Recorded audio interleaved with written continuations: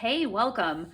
This is exactly how I wire a painting to get it ready to be hung. This is a canvas. This is a painting that is on stretched canvas. It has this wooden frame in here. This would work also with anything that has a wooden frame, a piece of cradled birch, or like if you have put it in a hanging, like a floating frame. However, this is how I wire my paintings. I wish I had known this from the beginning because I struggled for a long time figuring out exactly how to hang my paintings professionally so they would last. So what you'll need obviously is your painting, a pen or pencil to mark where you're going to put your hooks. I use, they're called D-rings. I think they're just called D-rings. It's linked what I buy.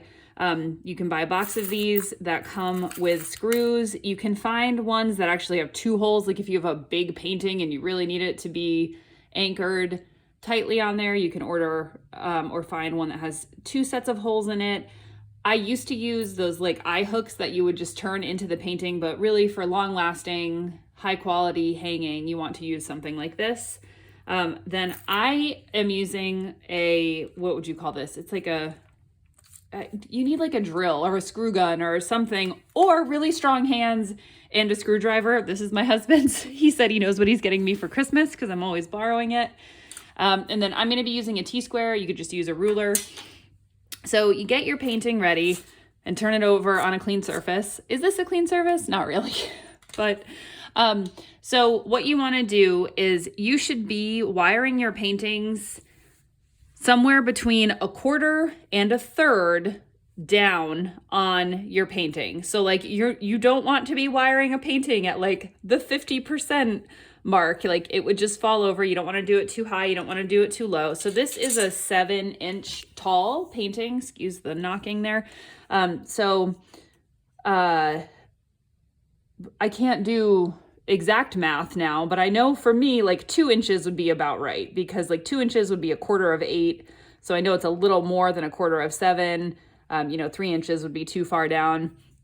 Sometimes I actually use my calculator to figure out exactly where it should be. But just to say, why am I using this charcoal pencil?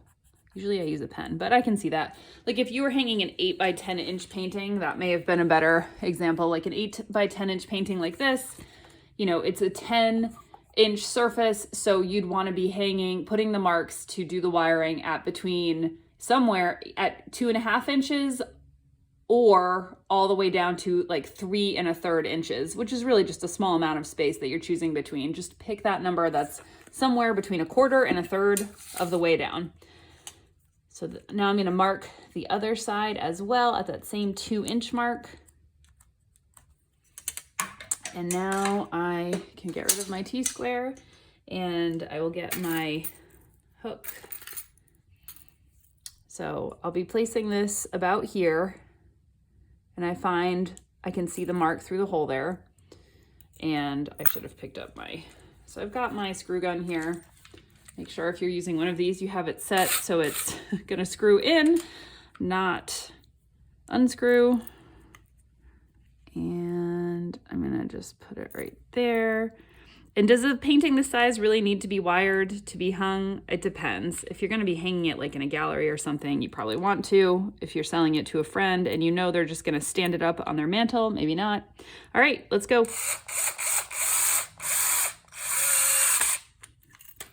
So there's the first hook. I don't worry about it if it's a little bit askew like that, but if it really bothers you, you can fix it. And I'm gonna do the other side now. Oh, did I mention you do need picture hanging wire? I'm assuming you already knew that you would need that. As far as what kind you need, I shouldn't have put that there. Let's see if I can. So again, I'm just lining it up in that spot where I made the mark. And I'm gonna screw it in.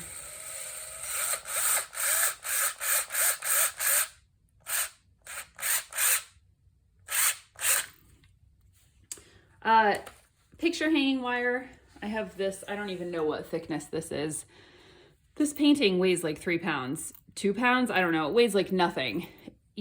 If you are if you're hanging something huge and you're really concerned about it, then you need to weigh it and see how much it is and make sure that you get the proper gauge wire. If you're just hanging smaller pieces, you know, they're not that heavy. Okay, so this is the important bit. So you put the wire through, and I always think of it as you need to make a pretzel shape. So I went under, and now I'm gonna go, so I came in under the D-ring and out, and now I'm going under the wire again, through, and then I'm making, I totally didn't do that right. Okay, I'm going under, then I'm going over, and then I'm going through. Hopefully, let me pull it up close so you can see. So when you have put the wire through, you should have sort of like this pretzel shape. You don't want just like a single knot. You want it to go, you want it to make that pretzel shape, because that will really keep the wire there long term. It won't undo over time. And then, you know, pliers would have been good. I'm just going to use my hands, but you get it as tight as you can. So then you can see this. And then you take the wire, the remainder wire, and you just twist and twist and twist like so.